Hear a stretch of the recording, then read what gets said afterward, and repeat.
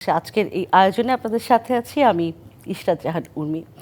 ছাত্র জনতার অভ্যুত্থানে আওয়ামী লীগ সরকার পতনের পর দায়িত্ব নেওয়া অন্তর্বর্তী সরকারের 1 বছর পূর্ণ হলো আজ। বছর জুড়ে আলোচনায় ছিল নির্বাচন ও সংস্কার ইস্যু। সংস্কার আগে না নির্বাচন, এমন বিতর্কের পাশাপাশি নির্বাচন আদৌ হবে কিনা এ নিয়ে গুঞ্জন সংশয় ছিল রাজনৈতিক মহলে। রাজনীতিকরা বলছেন 1 বছরের সরকারের কাজের অগ্রগতি আশানুরূপ নয়, আর বিশ্লেষকরা বলছেন সংস্কার নিয়ে আলোচনা শেষ হলেও বাস্তবায়নে রয়েছে বড় চ্যালেঞ্জ। অন্যদিকে অর্থনীতি বিশ্লেষকরা বলছেন মূল্যস্ফীতি, রিজার্ভ বা ঋণ পরিশোধের সক্ষমতার মতো অনেক বিষয়ে বাহবা পেলেও অন্তর্বর্তী সরকারের কাছে পরিবর্তনের যে জন আকাঙ্ক্ষা তা এখনও অধরা। অন্তর্বর্তী সরকারের 1 বছরে আইন শৃঙ্খলা পরিস্থিতিও একেবারেই নাজুক। এসব নিয়েই আমাদের আজকের বিষয়, অন্তর্বর্তীর 365 দিন প্রত্যাশা প্রাপ্তির ফারাক কেমন। এ বিষয়ে আজ স্টুডিওতে আমার সাথে কথা বলতে আছেন বিএনপির মিডিয়া সেলের সদস্য মাহমুদা হাবিবা এবং আছেন এনসিপির যুগ্ম সদস্য সচিব আলাউদ্দিন মোহাম্মদ। স্বাগত আপনাদের দুজনকেই। 1টা বছর পার করলো ইন্টারিম গভর্নমেন্ট।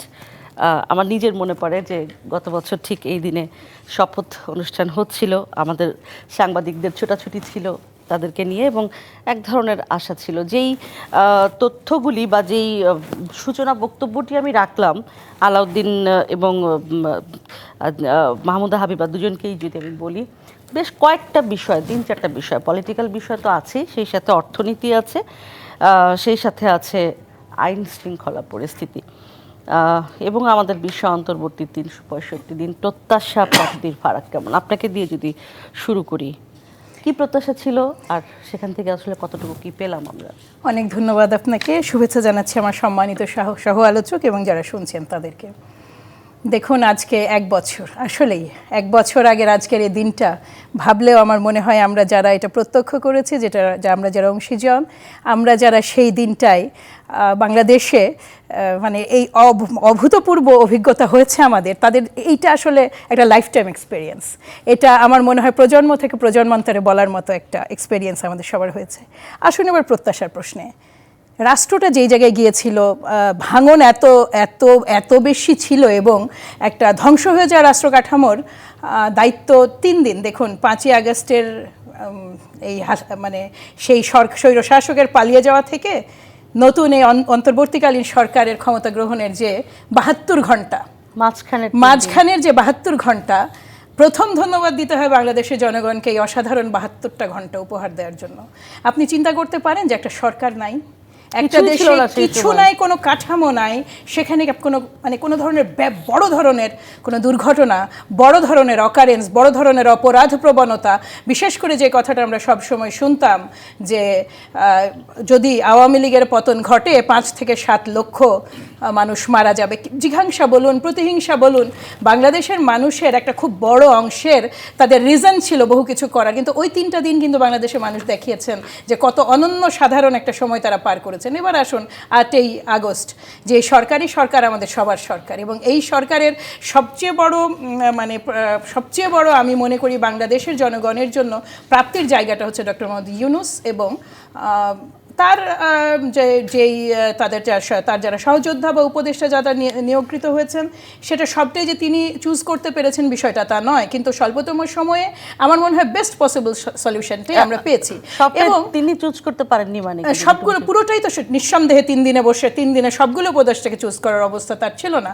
এই ব্যাকএন্ডে কিছু কাজ করে রাখা হয়েছিল, এখানে আরও কিছু বিষয় আছে, সব কিছু মিলিয়ে অবশ্যই প্রত্যেকটা উপদেষ্টা হাতে ধরে তিনি চুজ করেননি, এটা নিশ্চিতভাবে বলাই যায়। এবং এটা কিন্তু তিনি একটা সাক্ষাৎকারেও বলেছিলেন, আমরা যদি মনে করি তিনি কিন্তু একটা সাক্ষাৎকারে বলেও ছিলেন। যাই হোক, এখন যেটা হচ্ছে যে এই সরকারের যেটা আপনাকে বলি যে আমি খুব পজিটিভ মানুষ, যেই অবস্থায় দেশটা তারা হাল ধরেছেন এবং তারপর থেকে যত ধরনের আমি বলবো যে যেই মহাপরাক্রমশালী সরকারকে মাফিয়া সরকারকে সরানো হয়েছে, ওই সরকার তো স্রেফ সরকার ছিল না, ওই সরকার আন্তর্জাতিকভাবে সমর্থিত ছিল নানা মহল থেকে, অত্যন্ত শক্তিশালী, নানা অর্থে আর্থিক দিক থেকে তাদের হাতে অস্ত্র ছিল, তাদের যেই লিকুইড মানি তার কোনো শেষ ছিল না।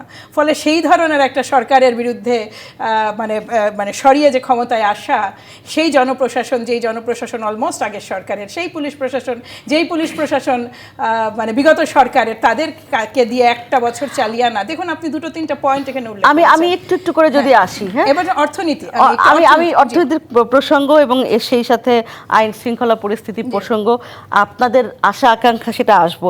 তার আগে একটু আলাউদ্দিন মোহাম্মদ যদি আপনার কাছে জানতে চাই, সংস্কার এবং নির্বাচন এই দুটো ইস্যু, এবং সবসময় আপনাদের দল থেকে বলা হয়েছে সংস্কার আগে, নির্বাচন আগে সংস্কার করতে হবে, কারণ মানুষের আকাঙ্ক্ষা হচ্ছে সংস্কার।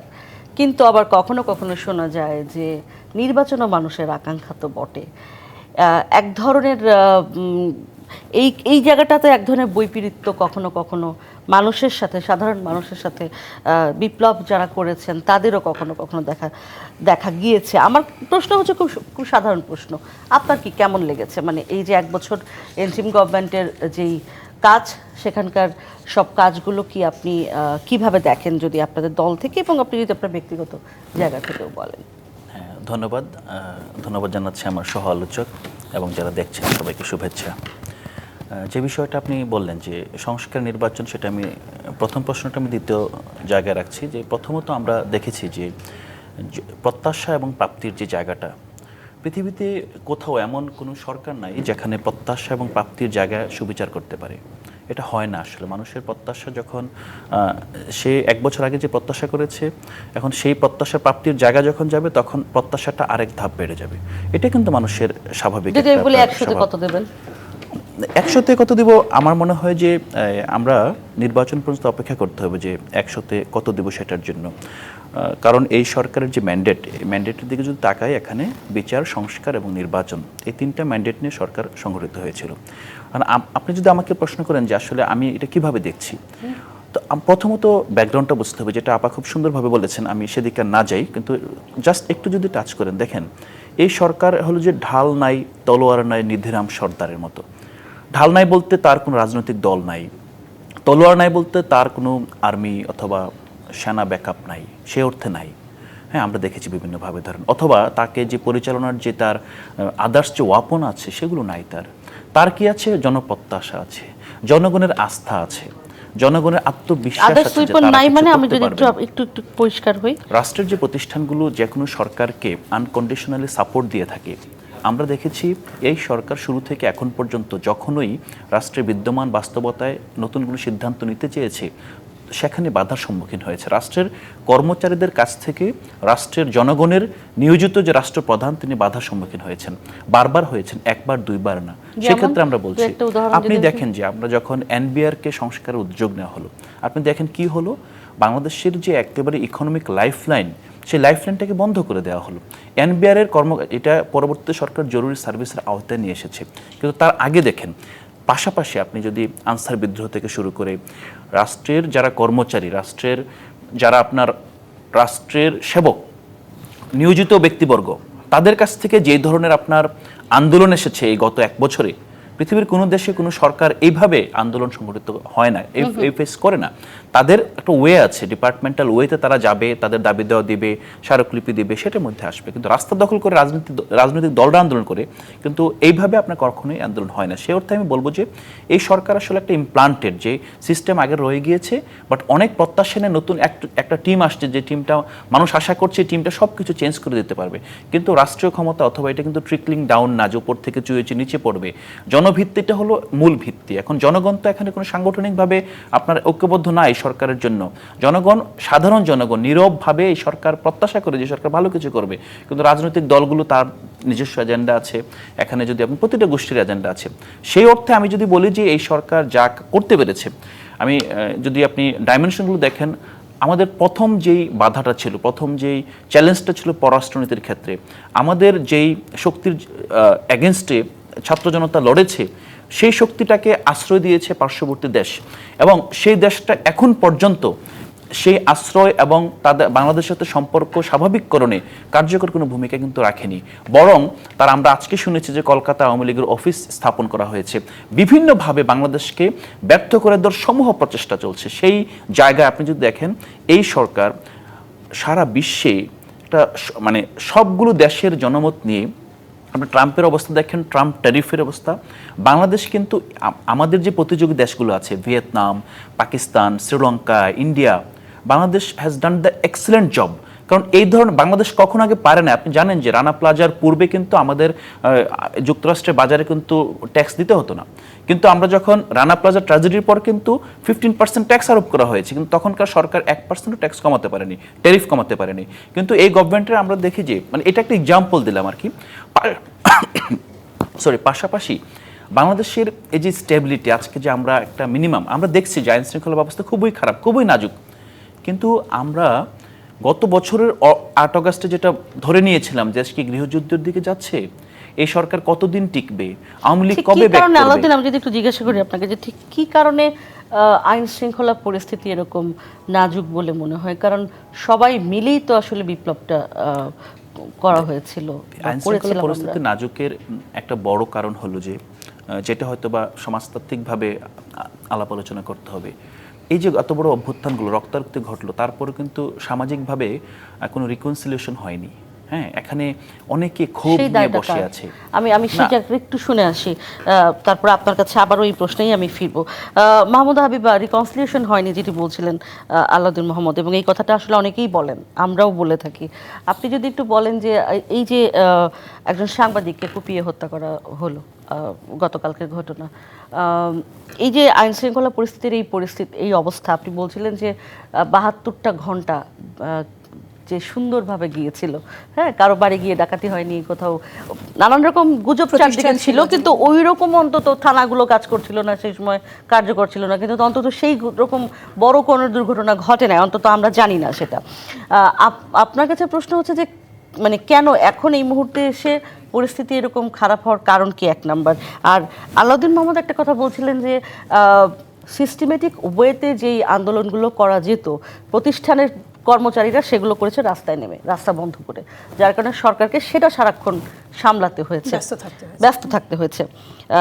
এখন প্রশ্ন, যারা আন্দোলন করেছে বা এখনো মাঝে মাঝেই আমরা দেখতে পাই রাস্তা আটকে দেয়, এই মানুষগুলোর আসলে তাহলে মানুষগুলোরকে আমরা কি বলবো? তাদেরকেও কি আমরা রিকনসিলিয়েশনের আওতায় আনবো, তাদের সাথে আমরা বসবো, নাকি তাদেরকে আসলে কেটে বাদ দেবো? কি না, এখানে আসলে আপনাকে যেটা বুঝতে হবে সেটা হচ্ছে যে 17-18 বছরে কোনো রকম ন্যায্য আন্দোলনের কোনো সুযোগ না থাকায় যেই মুহূর্তে নতুন সরকার গঠিত হয়েছে, আমরা ধরেই নিয়েছি যে রাতারাতি আলাদিনের চেরাগ আমরা পেয়ে গিয়েছি, এবং এই সরকার নিঃসন্দেহে ওই ওয়ার্ল্ড ঘুরাবেন এবং এক একটা করে সমস্যার সমাধান হবে। আসলে তো বাস্তবতা এটা সম্ভব না। ফলে প্রতিটা মহল যারা নিজেদের বঞ্চিত মনে করেছেন, আক্ষরিক অর্থেই বঞ্চিত ছিলেন, তারাও যেমন রাস্তায় নেমেছেন, তেমনি যাদের মনে হয়েছে এই সুযোগটাকে ব্যবহার করে আমরা আমাদের পজিশনটাকে বা বেতনটাকে আরেকটু ইনক্রিজ করি, কিংবা চাকরিটাকে, দেখুন আপনাকে একটা ঘটনা আমি মনে করিয়ে দেই যে যখন মানে অন্যায়ভাবে বেশ কিছু মানে এই ঘটনাটা আমাকে একজন সামরিক কর্মকর্তা বলেছিলেন, অবসরপ্রাপ্ত, সেটা হচ্ছে যে অন্যায়ভাবে কিছু সামরিক কর্মকর্তাদের চাকরিচ্যুতি হয়েছিল, তাদের বেতন টেতন ইত্যাদি বন্ধ করা হয়েছিল। এই জায়গাটায় তারা যখন তাদের বিষয়টা যখন সরকার মানে ব্যবস্থা নিতে যাচ্ছেন, ওই সময় যারা অপরাধের কারণে সেই সময় চাকরিচ্যুত হয়েছিলেন তাদেরও একটা গ্রুপ ডেভেলপ করলো এবং তারাও চলে আসলেন যে আমাদের সুযোগ সুবিধা দেওয়া হোক। ফলে হয়েছে কি, মাঠে মানুষের নামার যে অধিকার সেইটা তারা ব্যবহার করেছেন। কিন্তু প্রশ্ন হচ্ছে জনপ্রশাসনের যারা চাকরিরত, তারা যেই শর্তে চাকরিতে ঢুকেছেন তারা কি কখনো তাদের সরকার বা নিয়োগকর্তার বিরুদ্ধে মাঠে নামতে পারেন কি না?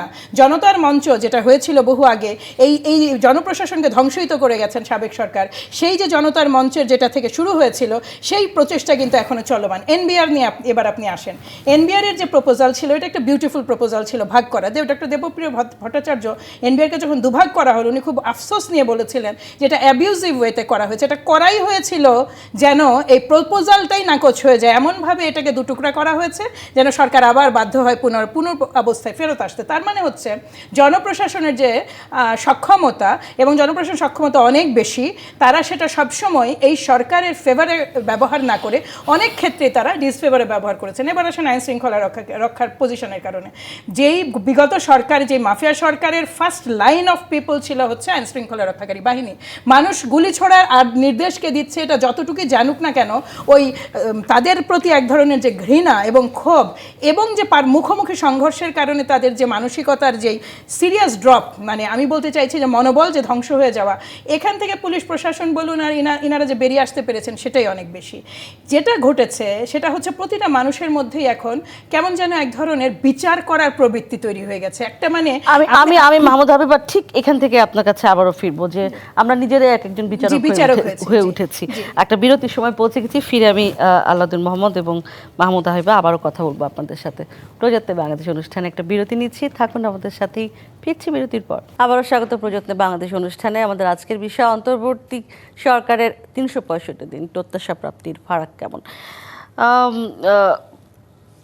আলাউদ্দিন মোহাম্মদ, আমি যদি আসলে আপনার কাছে যে জিনিসটা আপনি যেখানে শেষ করেছিলেন যে রিকনসিলিউশন হয়নি বলে আসলে আইন শৃঙ্খলা পরিস্থিতির সমস্যা কোথাও কোথাও রয়ে গেছে, এখন তো অন্তত এই যেহেতু আমরা আসলে 1 বছরের প্রাপ্তি প্রত্যাশার ফারাক নিয়ে কথা বলছি, অন্তত একটা প্রাপ্তি তো আমাদের আছে, সেটা হচ্ছে নির্বাচনের একটা তারিখ ঘোষণা হয়েছে।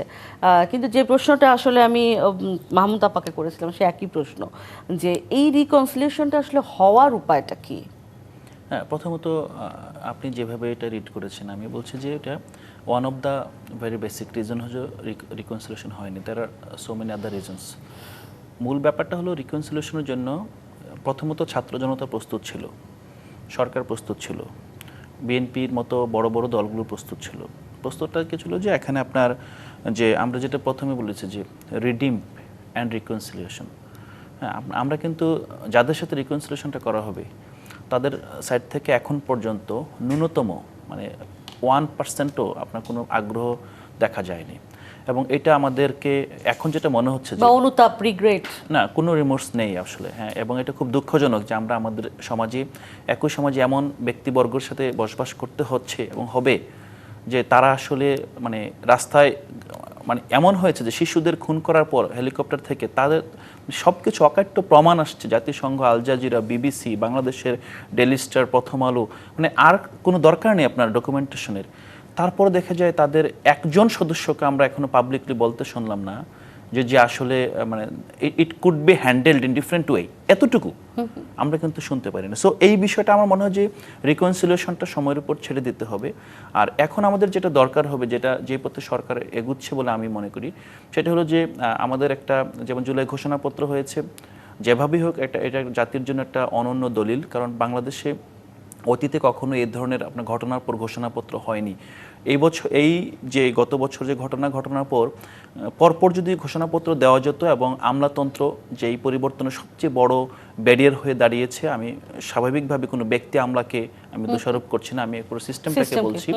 তো এই সিস্টেমটাকে যদি আমরা ভাঙতে পারতাম হয়তোবা অনেক কিছুই সহজ হয়ে যেত। এখন যেটা পারি নাই, এখন সেটা নিয়ে আসলে আর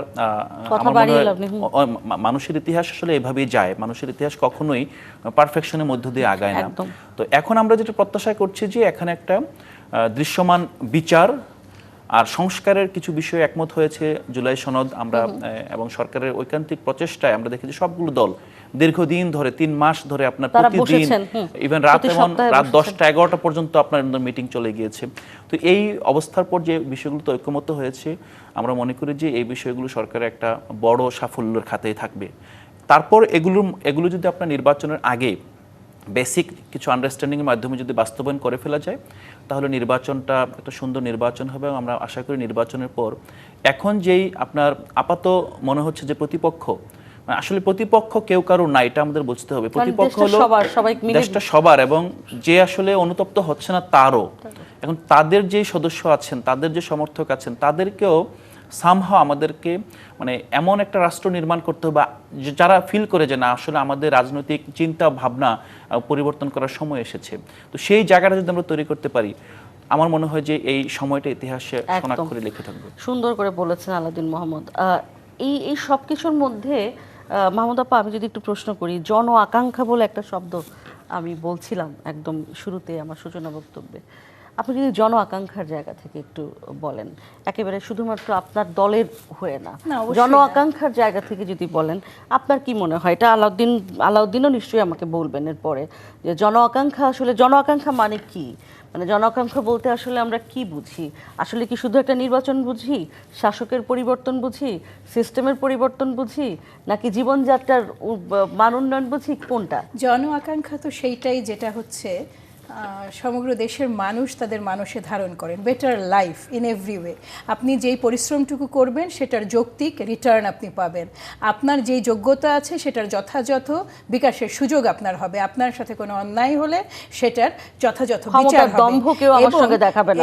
এবং আরেকটা এক্স্যাক্টলি, এখানে প্রতিটা মানুষই দেখুন, এইখানে হয়েছে কি ক্লাস ভেদে যে জিনিসটা চলে আসে সেইটাকে কন্ট্রোল করার জায়গা না থাকলেও রাজনৈতিক ক্ষমতায়িত হয়ে আরেকজনের ওপর নিপীড়ন, এইটা বন্ধ হওয়াটাও জন আকাঙ্ক্ষার একটা প্রধান ক্ষেত্র। এখানে যখন আমার সম্মানিত সহ আলোচক বলছেন রিকনসিলিয়েশন, এটার অন্যতম প্রধান শর্ত হচ্ছে একটা সুষ্ঠু বিচারিক প্রক্রিয়া।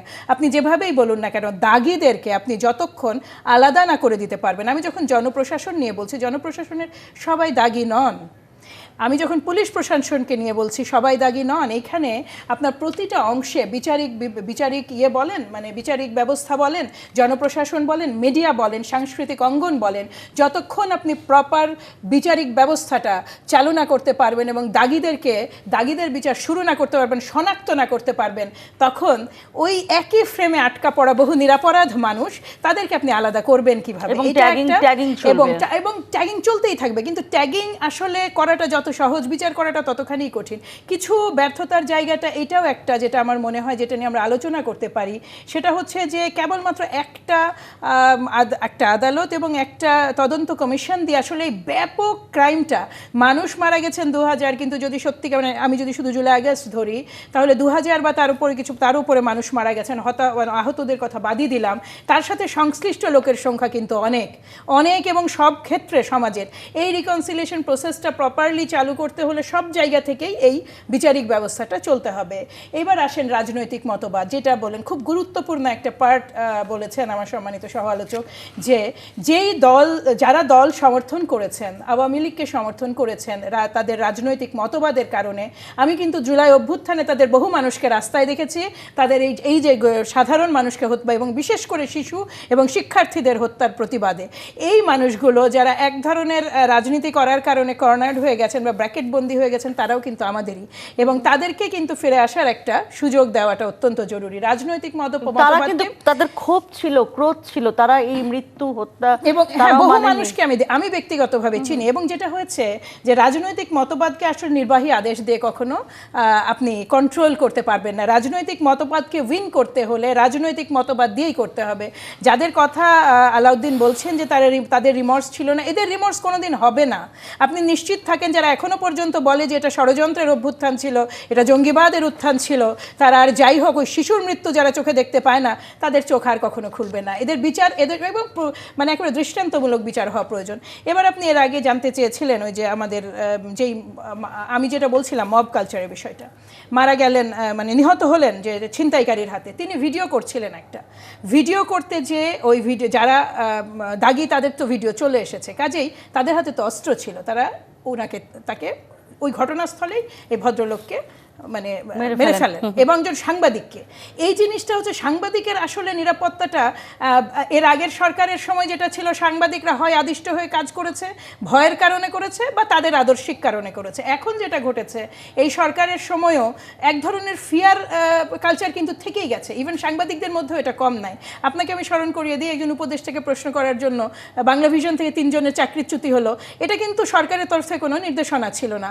কিন্তু সবচেয়ে দুর্ভাগ্যজনক বিষয় হলো অ্যাড্রেস করতে ফেল করার জায়গাটা আমি বলি আপনাকে, এই যে 3 জনের চাকরিচ্যুতি হলো, এইটা যদি সরকার তৎক্ষণাৎ অ্যাড্রেস করতে পারতেন যে কেন তাদের আপনি চাকরিচ্যুতি ঘটালেন, আপনাকে তো কোনো প্রশ্ন করা হয়নি, তাদের চাকরি ফিরিয়ে দেওয়া হোক, এই চাপটুকু বা এই ধরনের আলাপ আলোচনা যদি হতো, তাহলে আগামীতে এই যে সেলফ সেন্সরশিপের দায় থেকে অনেকেই রক্ষা পেতেন।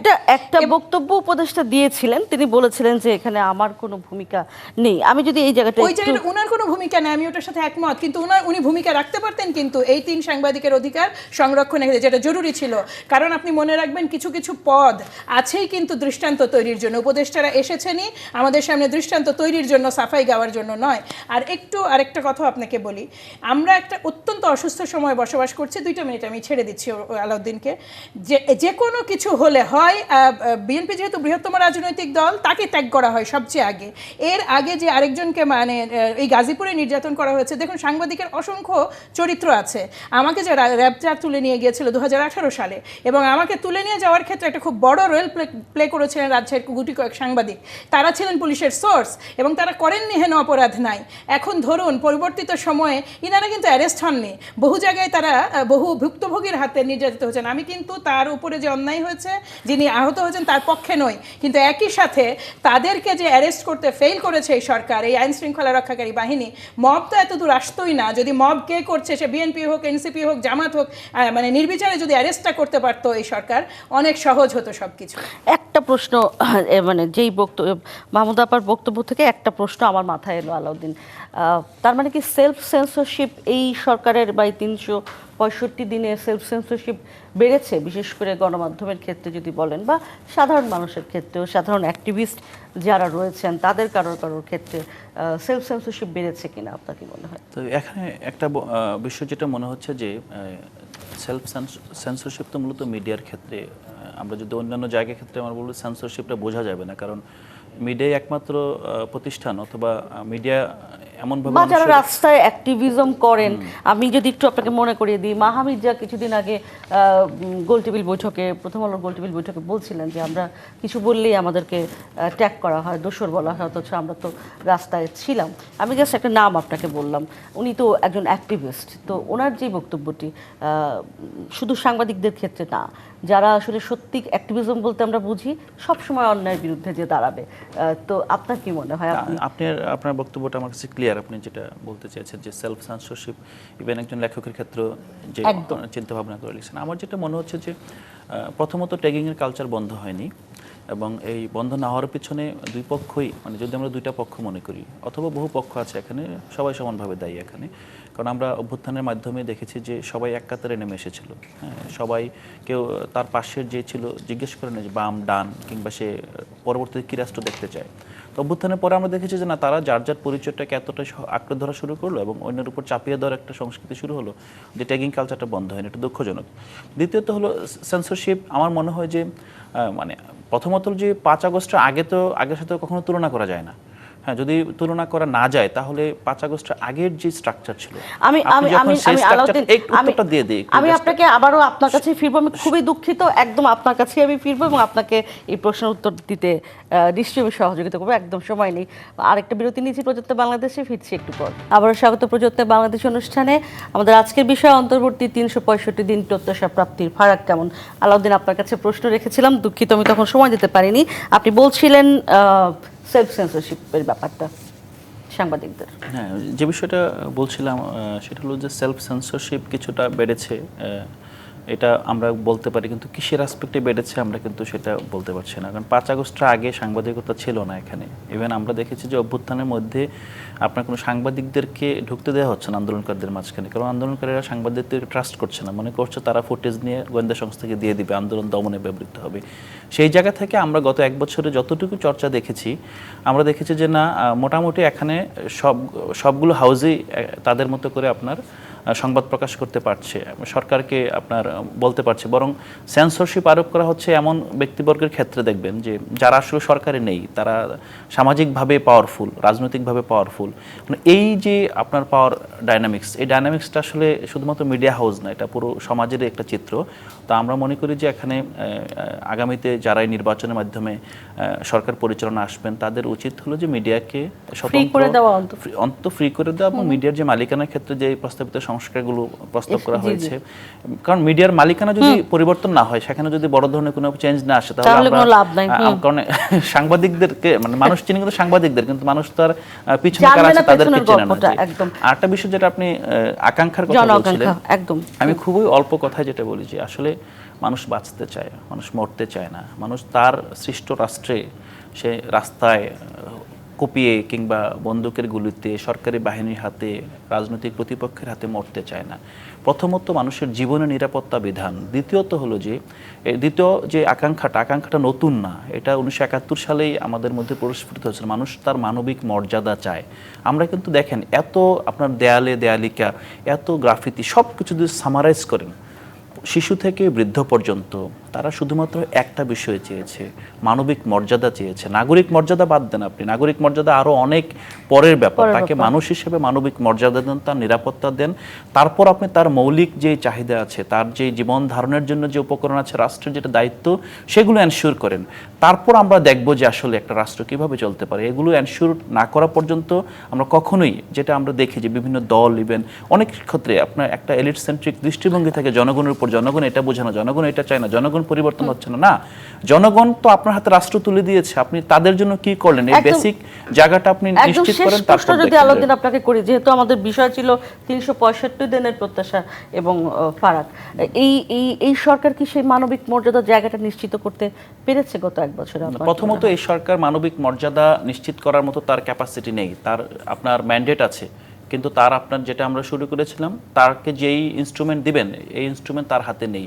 দক্ষতা আছে কিন্তু ইনস্ট্রুমেন্ট, দক্ষতা রাষ্ট্র পরিচালনায় দেখেন, এখানে যারা উপদেষ্টা পরিষদে আছেন তাদের একটা ক্রাইম আছে। ক্রাইমটা হলো তারা আসলে অনেক কিছু অমিট করে যাচ্ছে। তারা যেটা করতে পারতো সেটা করছেন না।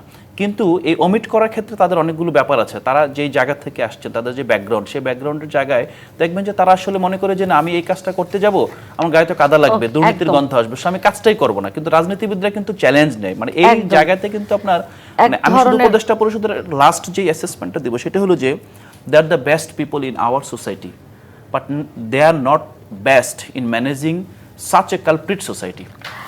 মাহমুদ আপা, আপনার কাছেও সেই একই প্রশ্ন রেখে আমি শেষ করতে চাই যে জন আকাঙ্ক্ষা কি এই গত এক বছরে আমরা দেখলাম কিনা যে অন্তর্বর্তী সরকার জন আকাঙ্ক্ষা এবং মানবিক মর্যাদা, যেটি বলছিলেন মানবিক মর্যাদাটা নিয়ে আলাদাভাবে বলি, জন আকাঙ্ক্ষা বিষয়টা এতখানি বৃহৎ এবং এতটা সাস্টেইনেবল চেঞ্জ সেখানে প্রয়োজন যে এটার খুব বেশি করে আসার সুযোগ হয়নি। তবে এই সরকার কিছু কাজ তো করতে পেরেছেন, যেটা তাদেরকে সাধুবাদ দিতেই হয়। জুলাই ঘোষণাপত্র তার মধ্যে একটা হতে পারে, সবার মধ্যে কিছু টুকটাক মনক্ষুণ্ণতা থাকতেই পারে, এটা আশাবাদ, যেহেতু বিভিন্ন চাওয়া এক জায়গায় হয়ে ঘোষণাপত্র এসেছে, কাজে ওইটা একটা। আরেকটা হচ্ছে জুলাই সনদের জন্য যে প্রস্তুতি বা যে মিটিংগুলো তাদের মধ্যে মতানৈক্যটা কমিয়ে আনা, এটাও তারা করতে পেরেছেন। মানবিক মর্যাদাটা না পারেননি। এবং মানবিক মর্যাদার ক্ষেত্রে যেটা হয়েছে, আইন শৃঙ্খলা রক্ষা আইন শৃঙ্খলা পরিস্থিতি যত অবনতি ঘটেছে, যতটা ওই যে আপনার আইন হাতে তুলে নেওয়ার প্রবণতাটা বেড়ে গেছে, সেইখানে মানবিক মর্যাদাটা বিশেষভাবে ঝুঁকির মুখে পড়েছে। আরও একটা বিষয়ে সরকার ফেল করেছেন, এবং মানে ফেইলি আমি বলবো শব্দটা, সেটা হচ্ছে নারীদের মর্যাদার প্রশ্নে। দেখুন, এই সরকারের প্রথম ফেলিয়ার হচ্ছে যে নারীদের প্রশ্নে, এই সরকার বলতে হবে, মানে সরকার প্রসঙ্গে বলছি, আপনি যেদিকেই তাকান না কেন, এতগুলো সংস্কার কমিশন 13টার মধ্যে একটারও প্রধান নারী না। এই যে আপনি ঐকমত্য কমিশনে একজন নারীও নাই। আমি এখানে এটা আসলে অনেক লম্বা হবে মাহমুদ আপা, আমরা এটা নিয়ে আলাদা করে শেষ করি। এত কিছু বলার মানে এই নয় যে আমি সরকার ব্যর্থ হয়েছেন এটা বলবো। সরকার এত চালিয়ে এনেছেন, আমি মনে করি তারা আমাদের সকলের সহযোগিতায় সফলই হয়েছে। ধন্যবাদ আলাউদ্দিন, ধন্যবাদ মাহমুদ আপা, দুজনকে। শেষ করছি প্রজাতন্ত্র বাংলাদেশের আজকের আয়োজন।